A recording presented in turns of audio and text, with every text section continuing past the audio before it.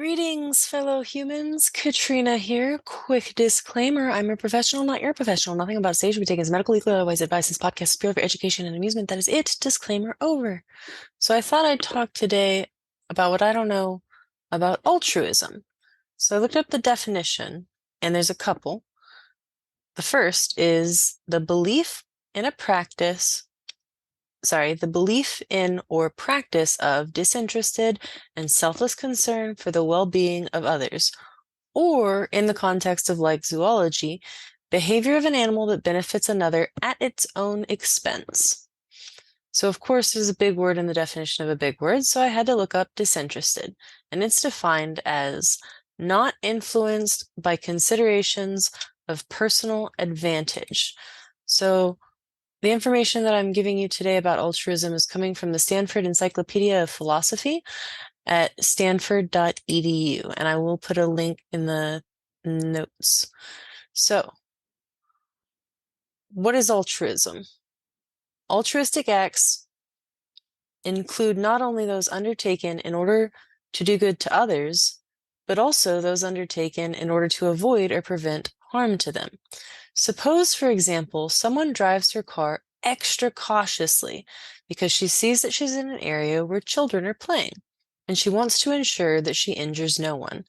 It would be appropriate to say that her caution is altruistically motivated. She was not trying to make those children better off, but she's being careful not to make them worse off. She does this because she genuinely cares about them for their sake. Furthermore, altruistic acts need not involve self-sacrifice, and they remain altruistic even when they are performed from a mixture of motives, some of which are self-interested. The driver in the preceding example may have plenty of time to get where she is going. Slowing down and paying extra attention may not be contrary to her own good. Even so, her act counts as altruistic if one of her motives, just one, for being cautious is her concern for the children for their sake. She may also be aware that if she injures a child, she could be punished for reckless driving, which of course she wants to avoid for self-interested reasons. So her caution is both altruistic and self-interested. It is not motivated by only one kind of reason. We should not be confused by the fact that self-interested and altruistic are opposites. A single motive cannot be characterized in both ways, but a single act can be undertaken from both motives. If someone performs an act entirely from altruistic motives, if that is, self-interested motives are entirely absent, we can describe her act as a case of pure altruism. We should be careful to distinguish purely altruistic behavior from self-sacrificing behavior. The former involves no gain for oneself, whereas the latter involves some loss. If one has a theater ticket that he cannot use because he is ill, and he calls the box office so the ticket can be used by somebody else, that is a case of pure altruism, but it involves no sacrifice. So, how about some information on self-sacrifice, strong and weak altruism? So consider someone whose deliberations are always guided by this principle: I shall never do anything unless it is best for me. Such an individual is refusing to ever sacrifice his well-being, even to the slightest degree. But in view of the terminological points just made, he could have altruistic motives for some of what he does, or even much or all that he does. On any given occasion, he could have mixed motives. He is careful always to do what is best for him, but that allows him to be motivated by the perception of what he does is also good for others. It would be odd or misleading to say that such an individual is an altruistic person. Many people would criticize him for being insufficiently altruistic.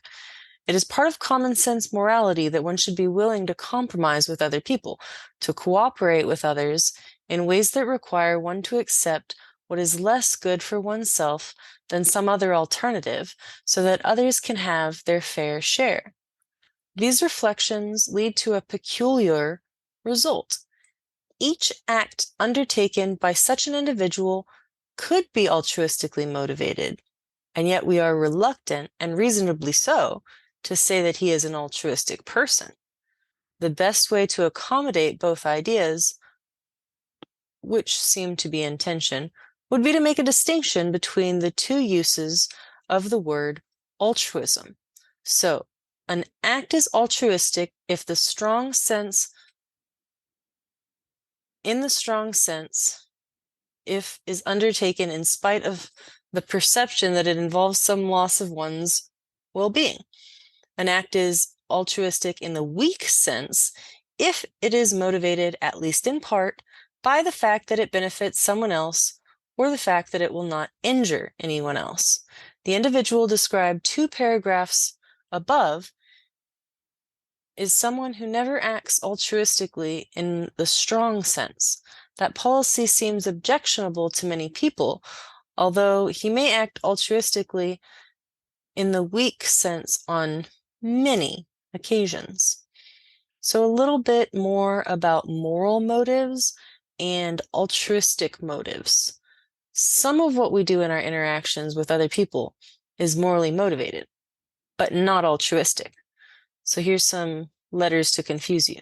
Suppose A has borrowed a book from B and has promised to return it within a week.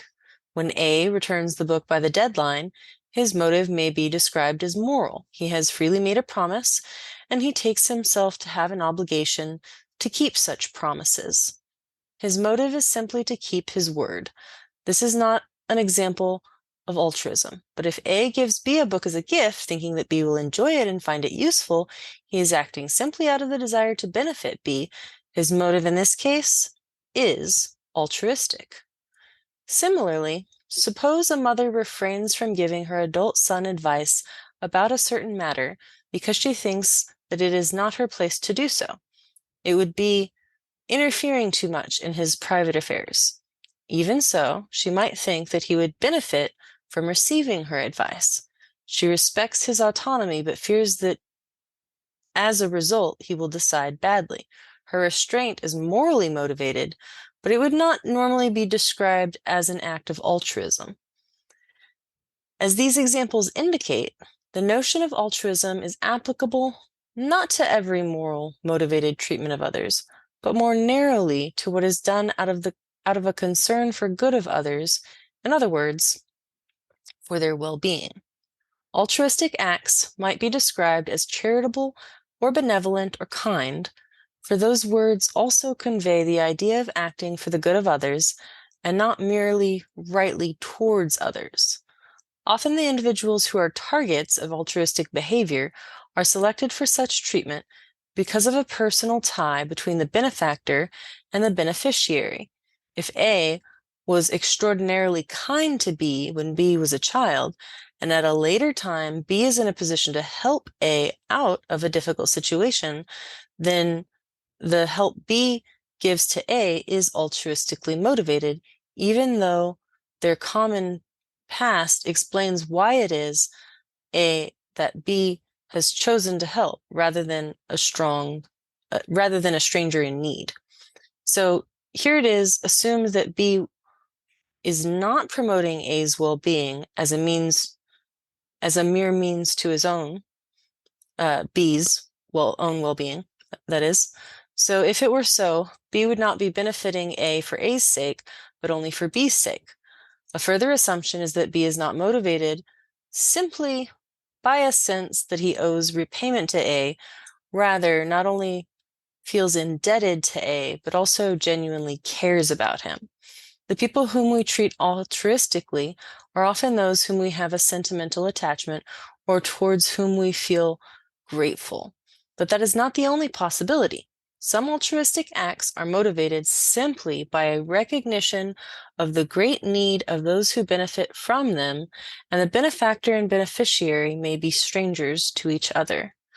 That an act is altruistically motivated does not entail that it is justified or praiseworthy. A may mistakenly think that she is enhancing the well-being of B. B might also mistakenly think that she is benefiting from A's efforts. We could say that in such cases there is something admirable about A's motive, but nonetheless judged that she ought not to have acted as she did. So a little bit on well-being. Well, well-being and perfection. So as noted above, altruistic acts are guided by assumptions made by the agent about the well-being of some other individual or group. What well-being consists in is a disputed matter, but it is uncontroversial that a distinction must be drawn between, first, what constitutes well-being, and second, what is necessary means towards or precondition of well-being. This kind of distinction is familiar and is applicable in all sorts of cases.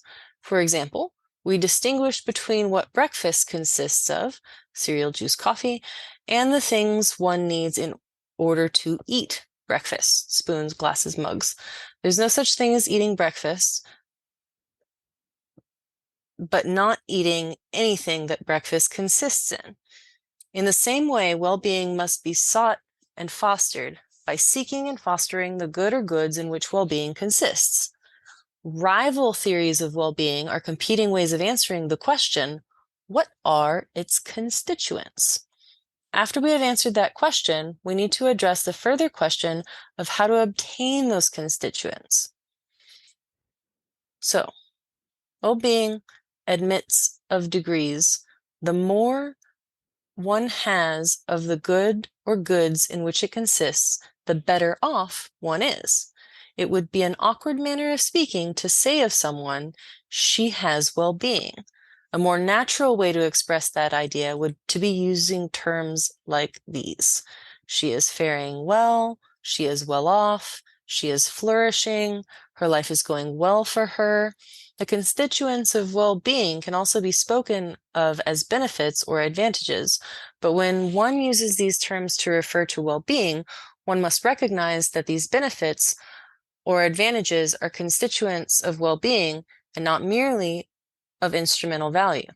Benefits and advantages, in other words, fall into two categories: those that are good for someone merely because they foster other goods, and those that are good for someone in that they are constituents of that individual's well-being.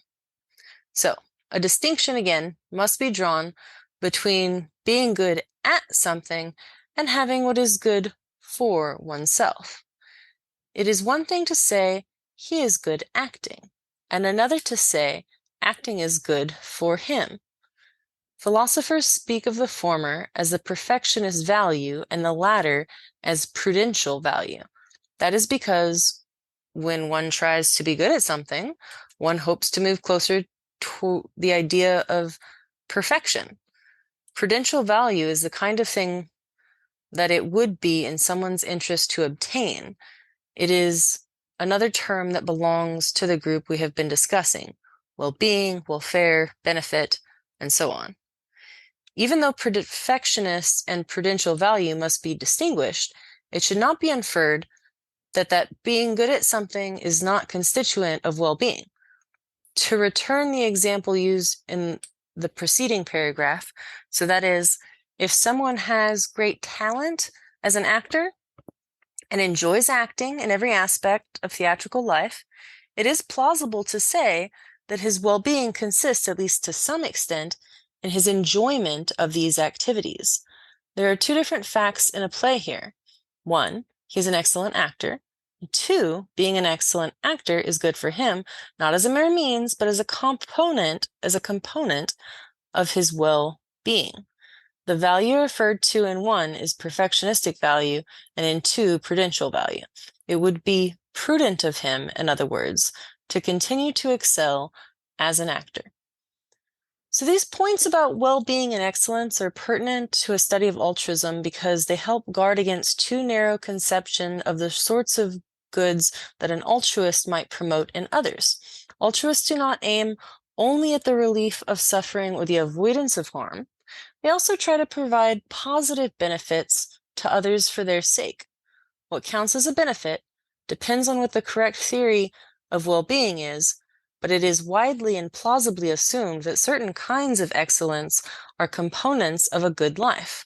For example, someone who founds a school that trains children to excel in the arts and sciences or in sports simply so they will enjoy exercising such skills would be regarded as a public benefactor and philanthropist. Similarly, teachers and parents who foster in their students and children a love of literature and the skills needed to appreciate it would be viewed as altruists if they are motivated by the thought that by themselves these activities are benefits to those students and children. However, it is possible for someone to be dedicated to excellence and at the same time to be utterly indifferent to human well-being. And when this happens, we have no inclination to say that such a person is motivated by altruism. Someone might be devoted to a subject, let's say mathematics, philosophy, or literature, rather than to the well-being of those who study and master that subject. For example, imagine a student of literature who cares deeply about James Joyce's Ulysses because he takes it to be one of supreme achievements of the human mind. He does not want that novel merely to gather dust on library shelves. It deserves readers who love and understand it, and so the skills needed to appreciate it must be kept alive from one generation to another. This kind of devotion to perfectionistic value is not a form of altruism. So for an act to be altruistically motivated is for the benefactor, not the beneficiary, to have a certain attitude towards it. A child who acquires from his tennis instructor the skills of a good athlete and the love of a game may simply think tennis is great fun, not as something that benefits him or as a constituent of his life going well.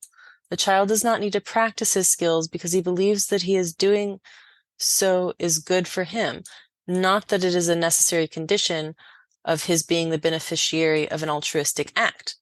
So similarly, one might deny that physical suffering counts as something that is bad for him. He should deny this according to the Stoics, but on any plausible theory of well-being, he's wrong about that. Someone who aims to diminish the pain of another individual out of concern for that individual's well-being is acting altruistically. To take another example, consider someone who develops a love of philosophy and immerses herself in the subject. When she asks herself whether she is doing this for her own good, she may reply that her reasons are quite different. She may say, philosophy is worthwhile in itself, or I want to solve the mind-body problem and the free will problem because these are deep and important issues. If we suggested to her that philosophical struggles are a component of her well-being, she might regard that as a strange way of looking at things, but her view is not authoritative. Whether she is right depends on what the best theory of well-being is. Others who care about her plausibly believe that her love of philosophy is a component of her well-being because it constitutes an enrichment and deepening of her mind, which is of value to her in itself, whether or not it leads to some further result. So if they help her pursue a philosophical interest simply for her sake, their motives would be altruistic, even if she herself does not care about philosophy because she thinks it is good for her. So I want to explain a concept now because it references it in the next section, in the conclusion, and that is eudaimonism. And I know that I'm saying that word wrong, but the term eudaimonism is often used by philosophers to refer to the ethical orientation of all of the major philosophers of the Greek and Roman antiquity. Eudaimonia is the ordinary Greek word they apply to the highest good. As Aristotle observes at the beginning of Ethics, whenever we act, we aim at some good. But goods are not all at the same level. Lower goods are undertaken for the sake of more valuable goods, which are in turn pursued in order to achieve still better goods. The hierarchy of value cannot continue endlessly. A life must have some ultimate goal, something that is valuable in itself and not for the sake of anything still better. What that goal should be, Aristotle acknowledges, is a much disputed matter, but at any rate, everyone uses the word eudaimonia to designate the highest good. Happiness is a standard translation, but well-being and flourishing may be closer to the Greek word's meaning. So, to wrap up, they have found no reason to doubt that we both can and should be altruistic to some extent. But to what extent? Unitarians and consequentialists have an exact answer to that question. One is to give equal weight to the good of every human being, every sentient creature, that is, counting oneself as just one small part of that universal good. If that is more altruism than can be required of us, the better alternative is not to retreat to the other extreme, which is egoism. Rather, how much altruism is appropriate for an individual varies according to that individual's situation in life. Because let me tell you, aren't we all just doing the best that we can with what we have at each and every moment in time? So, altruism is not necessarily admirable.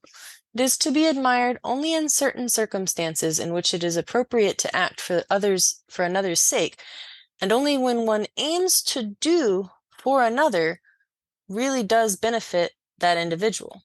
If one seeks what one takes to be the good of others for their sake, but is mistaken about what is really good for them, one's action is defective. Altruism is fully admirable only when combined with a correct understanding of well-being. What is wrong with those who do not care about others for their sake? It could be the case that such individuals are themselves worse off for their lack of altruistic motivation. That is, what a eudaimist must say, we have not objected to that aspect of eudaimonism.